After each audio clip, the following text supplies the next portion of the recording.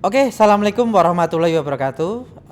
Jumpa lagi dengan saya Didi dalam mata kuliah Studi Kelayakan Bisnis. Kali ini di pertemuan keempat, teman-teman, kita akan membahas tentang aspek teknik dan teknologi, gitu ya. Jadi kalau kemarin kita sudah membahas tentang aspek pasar dan pemasarannya, saat ini kita akan bahas tentang aspek teknik dan teknologi, gitu ya. Oke, langsung saja, teman-teman. Jadi seperti tadi saya bilang bahwasanya aspek pasar itu untuk mencari informasi tentang apa dari kebutuhan pasar itu sendiri ya, yang diinginkan oleh pasar, yang diinginkan oleh konsumen seperti itu. Nah, kalau saat ini kita pada aspek teknik dan teknologi ini akan berusaha untuk mewujudkan produk yang kita butuhkan yang diharapkan oleh pasar ini dalam bentuk yang nanti tidak terbatas, terus dalam bentuk barangnya bagaimana, coraknya apa, seperti itu. Dan kita nanti akan membahas tentang mengedepankan dari kuantitas dan kualitas dari produk itu sendiri. Perlu digarisbawahi, saya merah adalah kuantitas dan kualitas dari produk. Ini adalah dipengaruhi oleh dari sistem aspek dari teknologi itu sendiri. Teman-teman, ini ada hal yang menjadi pertanyaan mendasar gitu ya dalam teknik dan teknologi ini. Yang pertama adalah dalam studi kelayakan bisnis ini, kalau kita membahas tentang aspek teknologi gitu ya, ini ada pertanyaan mendasar yang teman-teman harus mengetahui dan teman-teman harus memperhatikan ini. Yang pertama adalah manakah desain produk yang akan dipilih. Kan desain produk itu banyak sekali gitu ya, barang itu banyak sekali, jasa itu banyak sekali. Makanya kita harus menentukan nih desain produknya bagaimana suatu produk ini misalkan akan menjadi perhatian, akan menjadi suatu produk yang akan viral itu dan diterima oleh masyarakat. Ini penting sekali kalau dalam berbisnis, harus menjadi pertanyaan kita. Terus bagaimana menyusun rencana kapasitas perusahaan. Nah, ini penting juga, bagaimana menyusun rencana kapasitas perusahaan. Kita juga harus mengetahui, tadi kalau dalam aspek pasar dan pemasaran kita mengetahui, saya pengen memproduksi suatu barang A ini dalam 1 bulan karena saya sudah mengetahui adalah produksinya 1000 misalkan, 1000 barang. Nah, ini kita mau membuat 1000 barang ini di mana? Kapasitas perusahaannya mampu enggak? Kalau kapasitas perusahaannya itu cuma rumahan gitu misalkan, dengan kapasitas produksi rumah yang kecil dengan mesin yang sederhana, ya ini kita juga harus memperhatikannya. Bisa enggak gitu. Ini pertanyaan, salah satu pertanyaan yang harus kita jawab. Yang selanjutnya adalah kriteria pemilihan mesin dan teknologi serta peralatan yang akan digunakan. Ini penting sekali. Mesinnya bagaimana? Kita mau membeli mesin ini apakah mesin lokal atau mesin dari impor gitu ya, dengan teknologi yang bagus atau teknologi yang sederhana, apakah masih menggunakan sistem operasi manusia atau benar-benar otomatis. Nah, ini perlu kita selalu perhatikan. Terus yang selanjutnya adalah di mana proyek atau bisnis ini didirikan. Ini penting juga.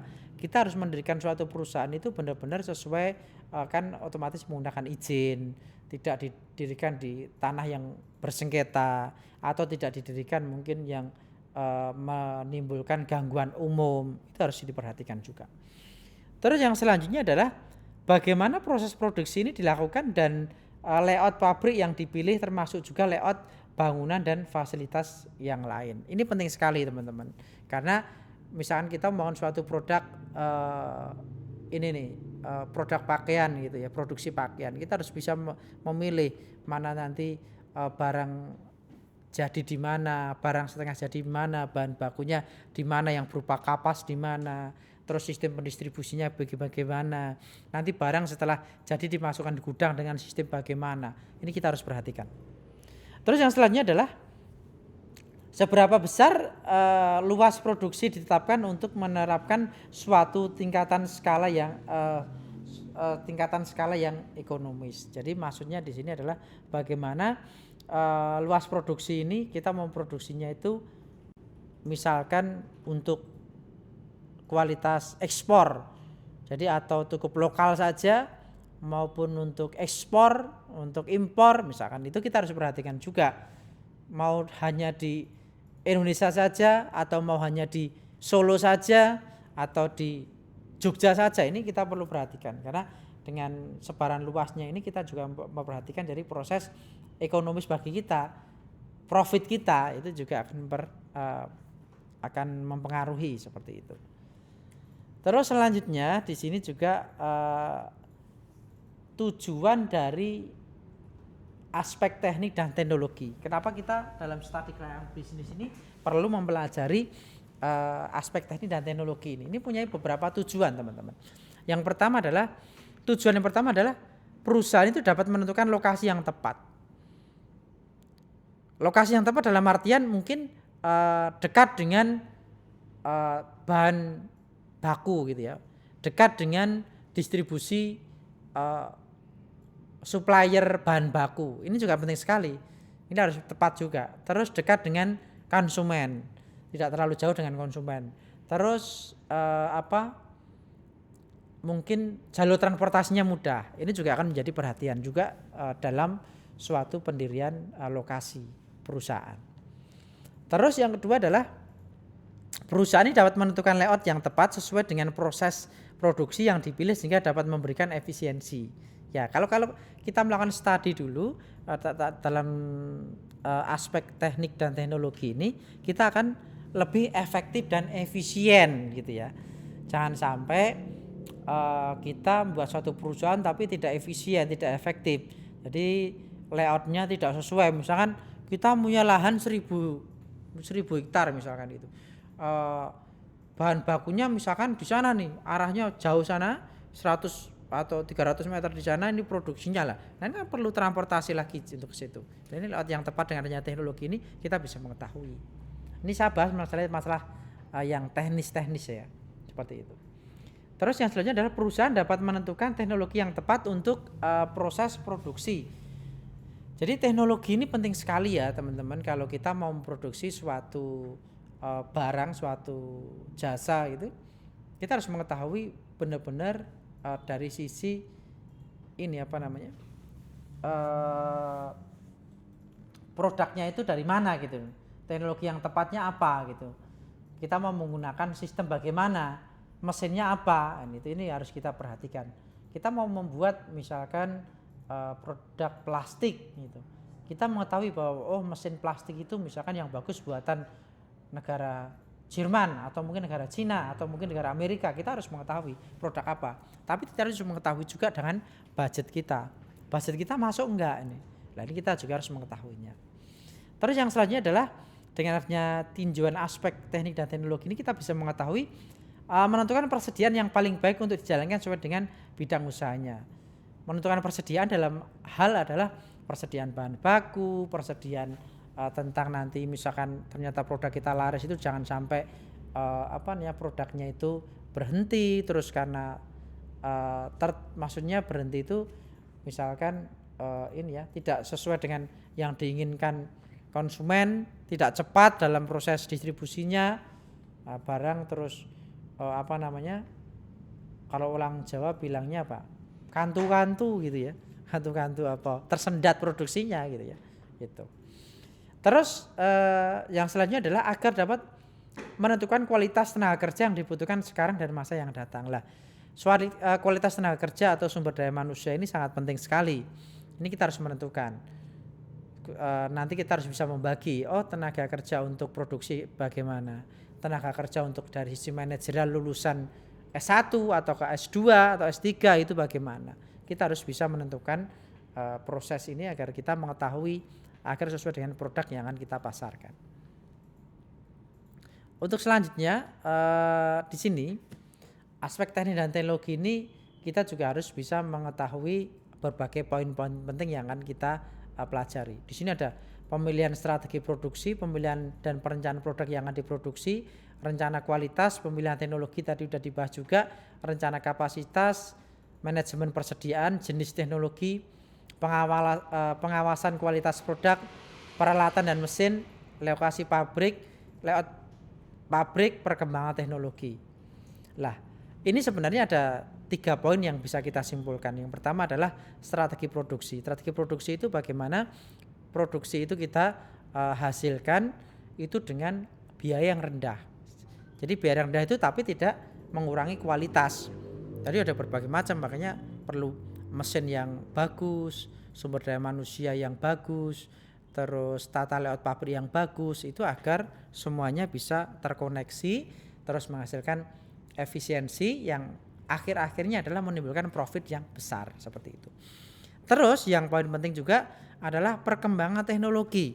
Ini poin paling penting karena teknologi itu semakin bergerak, semakin bertambah.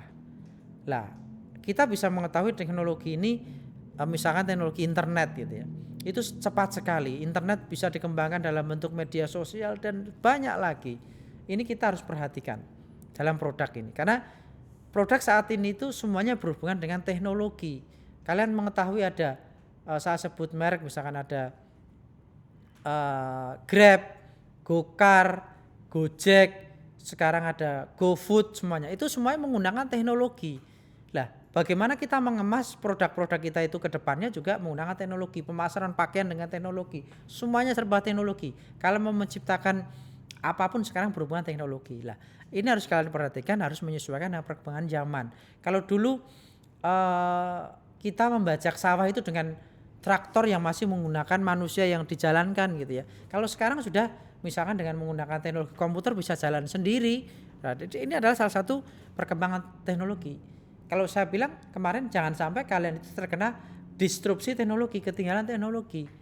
Nah, ini adalah salah satu poin hal yang harus dipelajari. Agar produk yang kita hasilkan itu adaptif dengan teknologi yang ada saat ini. Ini ya. Ini dari beberapa poin ini kalau disimpulkan mungkin seperti itu. Selanjutnya di sini aspek teknologi yang lain yang harus kalian perhatikan adalah dari sisi rencana operasional dalam hal jumlah produksi, rencana pengendalian persediaan bahan baku dan barang jadi. Yang keempat adalah pengawasan kualitas produk atau barang dan jasa. Ini penting. Ini penting sekali kalau kalian sudah punya suatu produk, terus rencana operasional sudah tadi depan saya kemukakan sudah mengetahuinya. Rencana pengendalian nanti persediaan bahan baku itu bagaimana. Jangan sampai kalian produksi ternyata bahan bakunya habis gitu ya. Sudah pemasaran, sudah ada tender, sudah ada pesanan banyak tapi ternyata bahan bakunya habis. Waduh, bagaimana ini? Saya mau impor juga habis. Terkendala adanya impor tidak boleh misalkan. Ini kalian harus bisa mengetahui, mengantisipasi. Mungkin barang substitusi bahan bakunya apa? Itu juga harus kalian mengetahuinya. Terus pengawasan kualitas. Kualitas ini penting sekali. Karena apa? Ini adalah untuk mengaruhi dari persaingan. Banyak yang produk sejenis, saingannya banyak, tapi mungkin juga kualitasnya yang berbeda-beda. Kita harus bisa memperhatikan ini, teman-teman. Itu yang harus kalian wajib perhatikan. Kualitas ini poin penting yang harus kalian perhatikan. Jangan sampai karena kualitas, makanya kan kalau produk-produk yang bagus itu kayak sepatu apa itu kan, oh ini ada harganya ada yang murah, ini barang retur gitu. Ini sebenarnya bagus tapi retur. Returnya kenapa? Ini jahitannya kurang ini bagus sedikit banget. Nah, ini adalah salah satu pentingnya dari pengawasan kualitas. Itu mengetahui. Konsumen jangan sampai kecewa, isinya seperti itu. Selanjutnya di sinilah ini nih. Ini yang paling penting nih, risk management. Jadi dalam aspek teknik dan teknologi kalian harus mengetahui ini. Keusahaan teknologi, tadi bilang, jangan sampai mesin-mesin kita, jangan sampai produksi kita, jangan sampai sistem yang ada di dalam kita itu terdisrupsi atau ketinggalan zaman. Itu akan mempengaruhi produk kita dan mempengaruhi sistem distribusi dan mempengaruhi UUD, ujung-ujungnya duit, profit kita itu akan mempengaruhi. Makanya ini kita harus perhatikan, jangan sampai teknologi itu ketinggalan zaman gitu ya. Ini kecepatan, kualitas dan murah gitu ya. Boleh disebut murah tapi jangan murahan. Kecepatan dan kualitas tetap harus dijaga, kualitas dijaga. Kecepatan distribusinya cepat gitu ya. Kalau kita mau pesan suatu barang misalkan, barangnya A gitu, distribusinya dikirim via online gitu cepat gitu ya. Itu pengiriman cepat ini juga mempengaruhi. Ini contoh kecil aja ya, hal-hal kecil. Terus resiko persaingan dan resiko intern. Resiko persaingan ini penting juga, apakah pesaing itu sudah menggunakan berbagai misalkan teknologi yang canggih gitu. Kita belum. Nah, kita harus pintar-pintar juga mengambil peluang, harus mengambil juga kira-kira apa yang akan dilakukan. Ini juga hal yang poin penting yang harus kalian ketahui. Resiko persaingannya harus kita analisis juga. Terus ada juga resiko intern lah. Ini nih, resiko intern ini adalah sesuatu yang menggerogoti dari dalam perusahaan kita sendiri. Ini yang harus dihindari. Karena tidak mungkin ya dalam suatu perusahaan itu tidak ada resiko intern. Resiko intern itu banyak sekali adanya, mungkin ketidaksesuaian antara manajerial gitu ya, antara pegawai, antara tenaga kerja, terjadi singgungan seperti itu. Terus resiko intern ada yang menipu, ada yang membuat fraud dalam perusahaan atau penipuan gitu. Nah, ini juga akan mempengaruhi dari perusahaan lah. Makanya kita harus mengetahuinya, resiko yang harus kita kelola seperti ini. Seperti itu. Lah, di sini teman-teman, ini ada hubungan aspek lain ya jika dikaitkan dengan laporan keuangan. Kenapa dalam studi keuangan bisnis kita mempelajari salah satunya aspek teknis dan teknologi ini. Ini karena sangat berpengaruh. Kalau dalam kalian ketahui di sini ada aspek pasar dan pemasaran di sebelah kiri ini.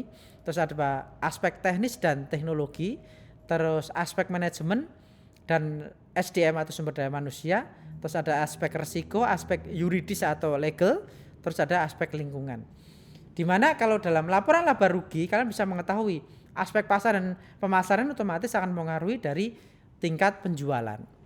Semakin aspek pasar dan pemasaran bagus, penjualan semakin bagus, intinya adalah dalam neraca itu juga disebutkan nanti istilahnya juga akan mempengaruhi gitu ya, profitnya tinggi gitu, aspek keuangannya tinggi. Ini juga harus kalian ketahui. Terus aspek teknis dan teknologi. Aspek teknis dan teknologi itu juga akan mempengaruhi dari sisi biaya gitu ya. Tadi kalau kita mengetahui beberapa poin yang kita pelajari dalam aspek bisnis dan teknis dan teknologi tadi, teknis dan teknologi ya bukan bisnis ya. Aspek teknis dan teknologi tadi kita mengetahui, otomatis itu juga akan mempengaruhi dari tingkat efisiensi yang akan mempengaruhi ke biaya. Biaya ini juga akan mempengaruhi dari tadi laporan laba rugi akan mempengaruhi dari profit. Terus di sini juga aspek manajemen dan sumber daya manusia, ada aspek risiko dan lain-lainnya, yuridis dan lingkungan ya. Ini juga akan mempengaruhi dari aspek biaya. Kenapa bisa mempengaruhi aspek biaya? Karena kan sumber daya manusia misalkan tenaga kerja gitu. Kita harus mengetahui nih lulusan sarjana S1, lulusan S2, lulusan S3 ataupun lulusan SMA atau SMK itu kan otomatis ada perbedaan biaya yang akan kita keluarkan. Ini juga harus diperhatikan juga. Kenapa kok aspek risiko juga menimbulkan biaya? Karena tadi misalkan contohnya aspek risiko dari sisi intern, ada internal, ada yang ngapusi, ada yang berbohong, ada yang melakukan ke fraud gitu ya. Itu juga akan mempengaruhi biaya. Nah, ini menjadi salah satu pertimbangan juga. Terus dalam neraca juga akan mempengaruhi di sini kas masuknya penjualan besar, kas masuk semakin juga besar gitu ya. Juga mempengaruhi. Terus masalah biaya tadi juga akan berpengaruh terhadap kewajiban modal gitu ya, termasuk juga uang yang akan kita keluarkan itu juga akan berpengaruh di kolom yang neraca. Terus yang selanjutnya ini salah satu contoh saja di dalam kita berbisnis gitu ya. Berbisnis misalkan di sini bisnis penggunaan teknologi dalam restoran gitu ya, rumah makan gitu lah, rumah makan. Di sini kalau kalian bisa lihat di sini ada kalau sistem dalam tempat duduk gitu aja ya. Ini kira-kira berapa nih yang bisa kita kelola dalam suatu perusahaan restoran gitu. Jangan sampai bayar yang nunggu atau tempat duduk ini bayar nunggu untuk tempat duduk ini besar gitu ya. Bayar nunggu di depan ada 10-15 itu juga akan merugikan, image-nya jelek juga gitu. Makanya ini juga ada sistem komputerisasi yang jelas. Terus kita juga harus memperhatikan nih konsumen yang ada di dalam ruangan itu bagaimana. Terus makanan yang diantar ke meja customer itu berapa menit cepat atau enggak gitu. Biasanya kan kalau kalian di restoran enggak lama gitu, ini gimana sih restorannya lama banget gitu ya. Itu juga akan mempengaruhi tadi sistem penjualan kita. Terus kita juga harus memperhatikan juga nih mana customer kadang yang melakukan ngobrol terus di ruangan. Ini juga memori tempat duduk juga, misalkan restoran kita rame. Ya kita juga makanya saat ini eranya kan kita membuka restoran-restoran itu yang working space yang besar-besar gitu ya. Coffee shop yang sifatnya besar buat nongkrong rame gitu ya. Kadang minumnya 1 gitu nongkrongnya 5 jam gitu. Kadang seperti itu ya, era-era milenial gitu. Lah, ini juga menjadi salah satu PR kita juga. PR teman-teman kalau mau berbisnis di coffee shop misalkan. Ini jadi salah satu tadi kelayakan bisnis juga. Terus di sini juga ada customer makan, ada bayar dan keluar. Ini cuma simulasi sederhana gitu ya. Bagaimana dalam sistem komputerasi pesan dalam customer ini dalam restoran ini jangan sampai menimbulkan antrian, tapi customer itu benar-benar istilahnya terpuaskan gitu ya, dalam tanda kutip terpuaskan setelah keluar dari restoran dia akan mereferensikan ke orang lain gitu ya, akan memarketingi restoran kita gitu ya. Itu kan poin besar juga, kita tidak perlu membayar marketing tapi orang lain yang akan ini memarketingi produk kita gitu. Ini adalah salah satu hal yang wajib kita lakukan gitu ya, yang penting di dalam aspek teknik dan teknologi seperti itu. Jadi poinnya teman-teman boleh dibilang dalam aspek teknik dan teknologi ini bagaimana kita bisa manfaatkan tadi tentang layout perusahaan, sumber daya manusia, teknologi yang ada itu benar-benar kita rangkum gitu ya. Kita benar-benar telaah gitu biar produk kita itu nanti layak dan enggaknya seperti itu. Mungkin itu teman-teman dalam pertemuan keempat ini yang bisa saya sampaikan. Seperti pertemuan berikutnya, jika ada pertanyaan nanti kita ada sesi tersendiri untuk kuliah dengan menggunakan Zoom. Jadi nanti saya berharap juga teman-teman bisa mengikuti kuliah Zoom secara baik dan juga bisa ikut gitu ya, diusahakan bisa ikut seperti itu. Mungkin dari saya cukup sekian di pertemuan keempat, sampai jumpa nanti di pertemuan berikutnya dalam kuliah online ini. Sekian dari saya, jaga kesehatan, selalu sehat. Selamat siang ini ya, kalau saat ini saya mengambil gambarnya siang. Sekian, assalamualaikum warahmatullahi wabarakatuh.